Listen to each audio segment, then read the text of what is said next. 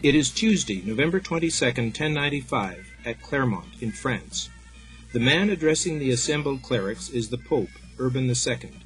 He describes the persecution of the Christians in Palestine by the Muslim Turks and tells of the plea for assistance from the Christian Emperor of Byzantium. The Pope's solution, a crusade to liberate Palestine, is enthusiastically greeted with cries of, "God wills it."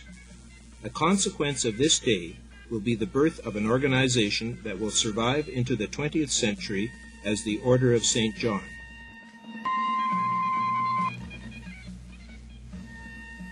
An impatient mob of peasants set out across Europe for Jerusalem and actually manage to get as far as Asia Minor before they are slaughtered by the Turks. The island of Rhodes and Malta will also play an important part in the history of the Order of St. John. Eventually, an army of far better organized and equipped knights set forth from Europe. After much fighting and many hardships, 12,000 combatants reached Jerusalem and lay siege to it in 1099. The 1,000 armed defenders managed to hold on to Jerusalem for 40 days before they are overwhelmed on June 15, 1099. In the next 3 days, the victors massacre tens of thousands of inhabitants, most of whom are Muslims, but some of whom are Christian as well. A local Christian monk, Brother Gerard, rector of St. John's Hospital for Christians, is spared this fate. Some of the European knights form themselves into a monastic brotherhood to assist him. The Pope confirms their status as the Order of the Hospital of St. John of Jerusalem, and they are henceforth known as the Hospitallers. Another group of knights pledge themselves to provide military protection for the pilgrims. They are confirmed as the Poor Knights of Christ in the Temple of Solomon, and become known as the Templars. Their insignia depicts 2 knights sharing a horse, presumably reflecting their poverty. After Gerard dies, he is succeeded by Raymond Dupuy as Grand Master. The new leader prescribes a military as well as a hospital role for the order.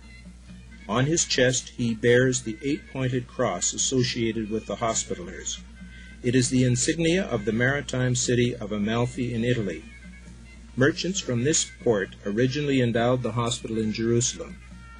As their numbers and wealth increase, the knights construct and staff new hospitals in Europe as well as in Palestine. In order to carry out the military role, they build castles such as this. Constant quarreling among the European leaders makes this latter role difficult.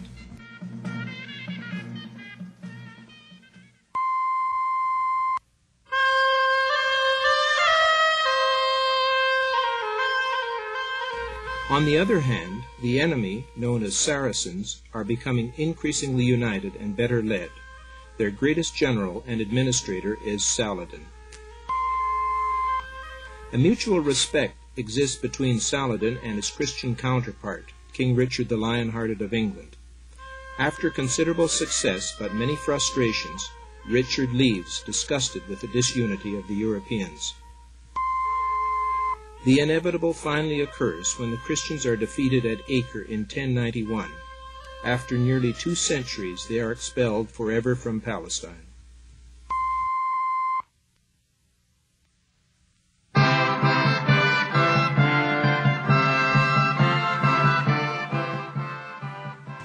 The surviving Hospitallers, like this knight, regroup and establish themselves on Rhodes as the Knights of Rhodes. They continue their work with the sick and injured, but build a fleet to provide protection for the Christian pilgrims and merchants in the eastern Mediterranean. The fortifications that they construct on Rhodes stand to this day. The Templars, on the other hand, are now without a purpose and retire to their vast estates. Their wealth is coveted by Philip IV, King of France, who arrests them and seizes their property. Philip accuses the Templars of all sorts of heresies and crimes.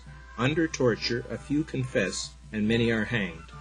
After 6 years of imprisonment, the weak Pope, Clement V, dissolves the order of Templars, Most of their property is turned over to the Hospitallers, but Philip keeps their money.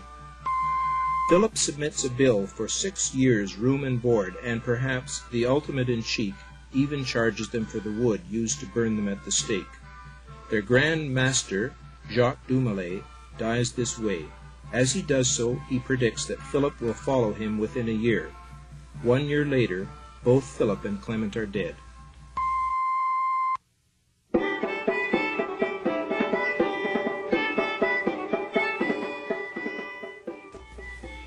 In 1480, the Turks, whose ships are being harassed by the Hospitallers, lay siege to Rhodes, but fail to take it.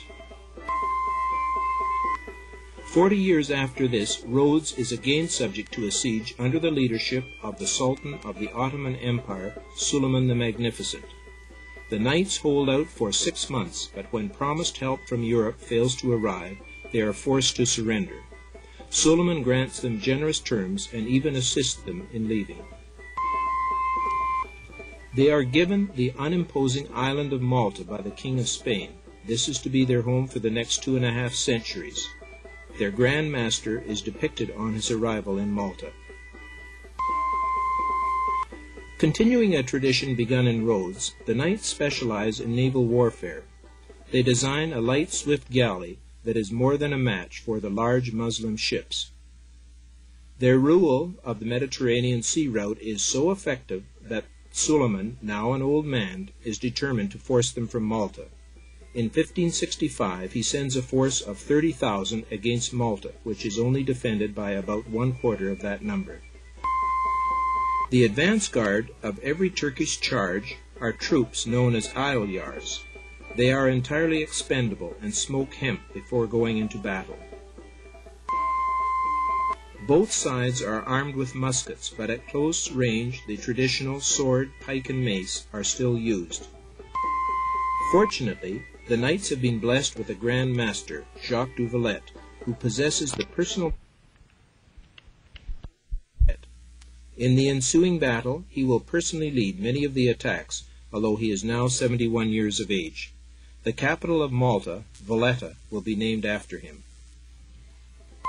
The Turkish commanders and their ally, Dragut the pirate, are shown in the foreground, and behind them the Sultan's personal bodyguard and finest troops, the Janissaries. These are all Christian at birth, but recruited in childhood from the Sultan's Christian territories. They are massing to attack Fort St. Elmo. They will capture it, but at the cost of 6,000 lives. At last, in September, a relief force arrives and the siege is lifted. There have been many sieges before and since, and in fact, Malta itself will repel a siege in 1941, although this time the attack will come from the air rather than the sea. But the term, the Great Siege, will always apply to that of 1565.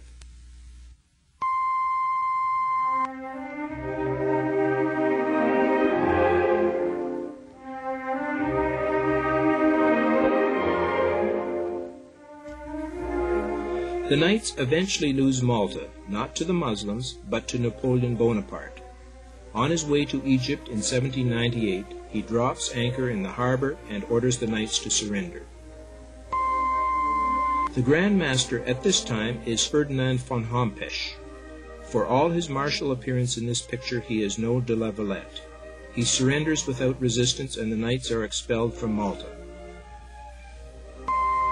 Finally, the knights accept an offer from the Tsar of Russia, Paul I, son of Catherine the Great, to be their Grand Master, in spite of the fact he is married, wealthy, and not even a Roman Catholic. As Shakespeare had noted, misery acquaints a man with strange bedfellows. This farce ends several years later, when Paul is succeeded by his son. The knights' headquarters then moved to Rome, where they exist today as a Roman Catholic and religious order, the Sovereign Military Order of St. John of Jerusalem. This is their church in Rome. Their activities are concerned with assisting the ill and injured only, as at this hospital where they provide free care for paraplegics.